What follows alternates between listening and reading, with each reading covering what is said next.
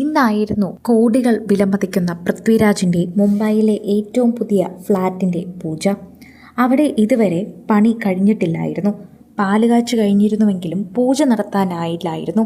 പൃഥ്വിരാജ് പ്രൊഡക്ഷൻസിൻ്റെ പേരിൽ വാങ്ങിയ ഒരു ബിൽഡിംഗ് ആയതുകൊണ്ട് തന്നെ അതിൻ്റെ പൂജാ ക്രമീകരണങ്ങളൊക്കെ തന്നെയും നല്ലപോലെ നടത്തണമെന്ന് തന്നെയാണ് അവരുടെ ആഗ്രഹം. അധികം ദൈവവിശ്വാസമൊന്നും ഇല്ലാത്ത കൂട്ടരാണ് സുപ്രിയും പൃഥ്വിരാജും എന്ന് പൊതുവെ സോഷ്യൽ മീഡിയ പറയാറുണ്ടെങ്കിലും അവർക്ക് ദൈവത്തിലൊക്കെ ചെറിയ വിശ്വാസമുണ്ടെന്ന് കാണിക്കുന്ന വാർത്തകൾ തന്നെയാണ് പുറത്തു വരുന്നത്. ഇവരുടെ മുംബൈയിലെ കോടികൾ വിലമതിക്കുന്ന വസതി ഇന്ന് ഗണപതി പൂജയായിരുന്നു.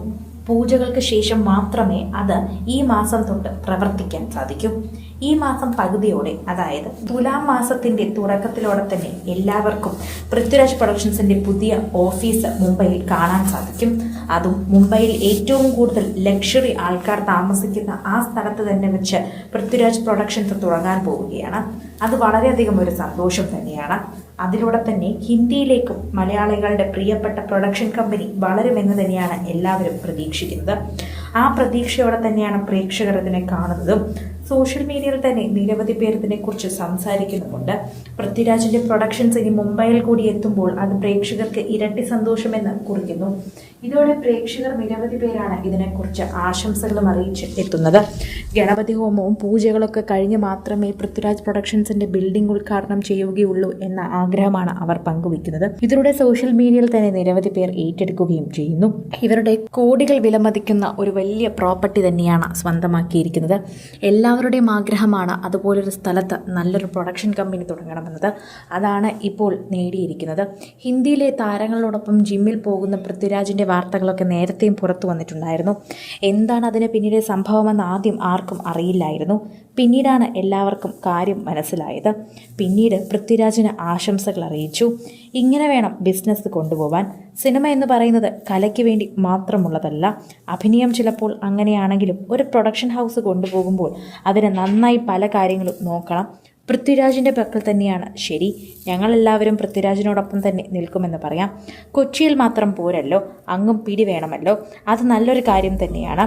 പൃഥ്വിരാജ് പല അന്യഭാഷാ സിനിമകളും ഇവിടേക്ക് ഡിസ്ട്രിബ്യൂഷൻ എത്തിക്കാറുണ്ട്. അതുപോലെ തന്നെ ഇനിയും സിനിമകൾ നമുക്ക് ഇവിടേക്ക് എത്തിക്കാൻ സാധിക്കുന്നു. അങ്ങനെ എത്തിച്ചതുകൊണ്ട് മലയാള സിനിമ മറ്റുള്ള ഇൻഡസ്ട്രികൾ കൂടുതൽ അറിയുന്നു എന്ന് പറയുന്നത് തെറ്റില്ല. അതുതന്നെ ഇവിടെയും സമ്മതിക്കണം.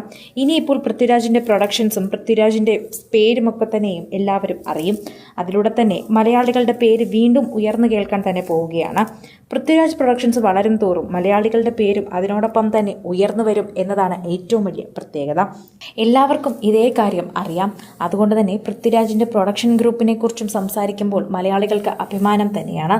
പൃഥ്വിരാജ് തന്നെ ഇന്നൊരു പാൻ ഇന്ത്യൻ സ്റ്റാറായി മാറിക്കഴിഞ്ഞു. അതുകൊണ്ട് അദ്ദേഹം പറയുന്നതിൽ തെറ്റില്ല. നന്നായി തന്നെ സിനിമ എന്ന ബിസിനസ്സിനെ മുന്നോട്ട് കൊണ്ടുപോകാൻ അറിയുന്ന ഒരു വ്യക്തിയാണ് പൃഥ്വിരാജ് എന്ന് പറയാം. കാന്താര പോലുള്ള സിനിമകളൊക്കെ തന്നെയും ഇവിടെ കേരള പ്രേക്ഷകരിലേക്ക് കൂടുതലും എത്തിച്ചത് പൃഥ്വിരാജ് ആയിരുന്നു. അന്ന് അത് വാർത്തകളിൽ ഇടം പിടിച്ച ഒന്ന് തന്നെയായിരുന്നു. പൃഥ്വിരാജ് അത് കേരളത്തിലേക്ക് എത്തിച്ചപ്പോൾ അന്ന് സിനിമാ പ്രേമികൾ എല്ലാവരും പൃഥ്വിരാജിനെ കൈയടിപ്പിച്ചു. അതിനുശേഷം തന്നെ പൃഥ്വിരാജ് കൂടുതൽ സിനിമകളും ഇതുപോലെ കൊണ്ടുവരുമെന്ന് വാക്ക് തന്നിട്ടുണ്ടായിരുന്നു. കൂടുതൽ സിനിമ, സീരിയൽ, ചാനൽ വാർത്തകൾക്കും നിങ്ങളുടെ പ്രിയപ്പെട്ട താരങ്ങളുടെ എക്സ്ക്ലൂസീവ് അഭിമുഖങ്ങൾക്കുമായി സബ്സ്ക്രൈബ് ചെയ്യാൻ മറക്കല്ലേ.